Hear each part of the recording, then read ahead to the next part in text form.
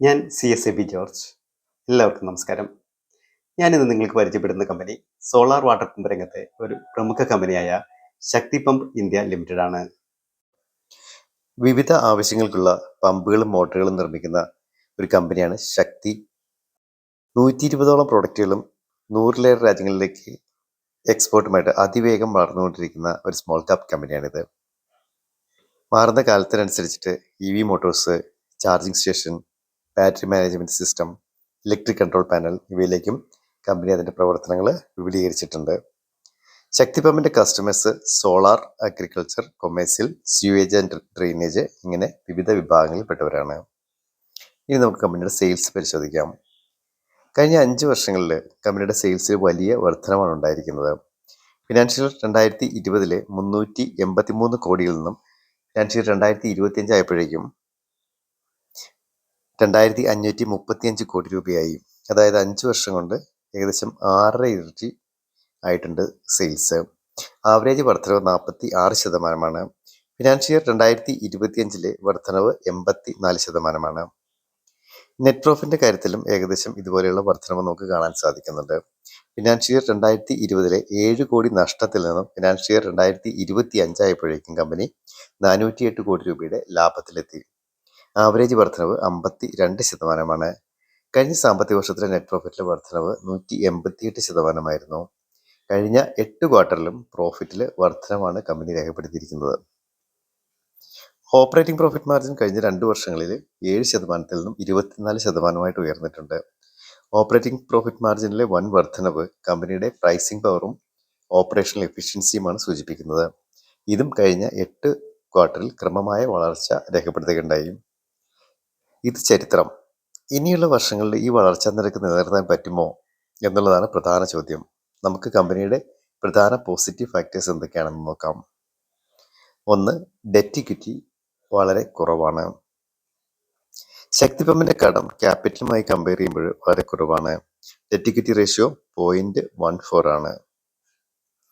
രണ്ടാമതായിട്ട് price earning ratio, PE ratio 27.8 ആണ്. ഒറ്റ നോട്ടത്തിൽ അല്പം കൂടുതലായി തോന്നാമെങ്കിലും compressor pump and diesel engine സെഗ്മെന്റിൽ PE 46.87 ആണ്. ശക്തിയുടെ 3 ഇയറിലെ ആവറേജ് PE 33.3, 1 ഇയറിലെ ആവറേജ് PE 29.5 സെയിൽസിന്റെയും പ്രോഫിറ്റിന്റെയും വളർച്ചാ നിരക്ക് താരതമ്യം ചെയ്യുമ്പോൾ ശക്തി പമ്പിന്റെ PE നമുക്ക് ജസ്റ്റിഫൈ ചെയ്യാൻ സാധിക്കുന്നുണ്ട്. അതുപോലെ തന്നെ കമ്പനിയുടെ return on capital employed ROCE 46%, ROE return on equity 36%. ഇത് വളരെ ഉയർന്ന ഒരു നിരക്കാണ്. അടുത്തതായിട്ട് PM Kusum scheme, renewable energy മിനിസ്ട്രിയുടെ കീഴിലുള്ള കർഷകരെ സഹായിക്കുന്ന ഒരു പ്രോഗ്രാമാണിത്. ഈ പദ്ധതിയിലൂടെ വാങ്ങുന്ന സോളാർ പമ്പുകൾക്ക് 30% മുതൽ 50% വരെ ഗവൺമെന്റ് സബ്സിഡി ലഭിക്കുന്നു.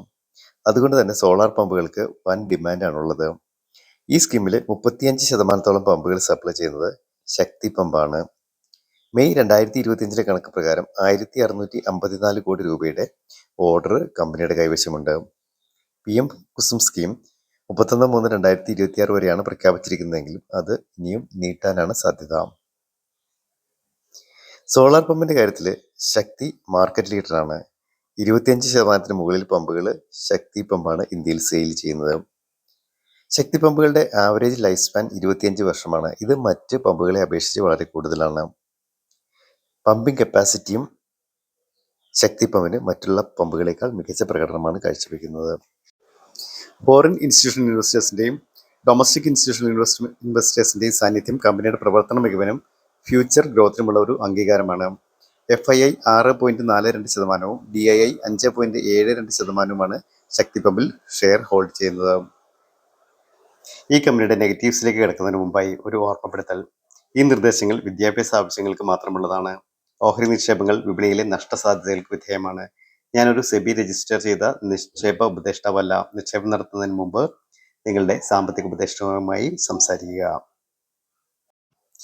ഈ കമ്പനിയുടെ ഏറ്റവും വലിയ നെഗറ്റീവ് പോയിന്റ് എന്ന് പറയുന്നത് ഗവൺമെന്റ് സ്കീമിലുള്ള വലിയ ആശ്രയത്വമാണ്. ഗവൺമെന്റിന്റെ പോളിസി മാറുകയോ ഗവൺമെന്റ് ഓർഡർ കിട്ടാതാവുകയോ ചെയ്താൽ അത് ശക്തിയുടെ പ്രവർത്തനത്തെ സാരമായി ബാധിക്കും. രണ്ടാമതായിട്ട് കഴിഞ്ഞ 5 വർഷങ്ങളിൽ പ്രോഫിറ്റ് ആഫ്റ്റർ ടാക്സ് 142 കോടിയും 408 കോടിയുമായിരുന്നെങ്കിലും ഓപ്പറേറ്റിംഗ് ക്യാഷ് ഫ്ലോ വെറും 54 കോടിയും 20 കോടിയുമായിരുന്നു. അതായത് സെയിൽസിൽ വലിയൊരു പങ്കും ക്യാഷ് ആയി കൺവേർട്ട് ചെയ്യപ്പെട്ടിട്ടില്ല എന്ന്. ഫിനാൻഷ്യൽ ഇയർ 2023 ഡെറ്റേഴ്സ്, അതായത് ട്രേഡ് റിസീവബിൾ 244 കോടി ആയിരുന്നത് 2 വർഷം കൊണ്ട് 1049 കോടിയായി ഉയർന്നു. ഇത് അത്ര നല്ല ഒരു സൂചനയല്ല. നമുക്കിതിൻ്റെ ഫ്യൂച്ചർ ഔട്ട്ലുക്ക് നോക്കാം. ശക്തമായ വളർച്ചാ നിരക്കും ഗവൺമെൻറ് സ്കീമിലെ വലിയ സാന്നിധ്യവും ശക്തമായ റിസർച്ച് വിങ്ങും 100-ലധികം രാജ്യങ്ങളിലേക്കുള്ള കയറ്റുമതിയും 120ഓളം പ്രൊഡക്റ്റുകളും ചെറുതായിട്ടാണെങ്കിലും EV സെഗ്മെന്റിലേക്കുള്ള പ്രവേശനവും ഈ കമ്പനിയുടെ മുന്നോട്ടുള്ള യാത്ര സുഗമമാക്കുമെന്ന് കരുതാം. മറ്റൊരു ഷെയറിൻ്റെ വിശേഷങ്ങളുമായി വീണ്ടും കാണാം. താങ്ക്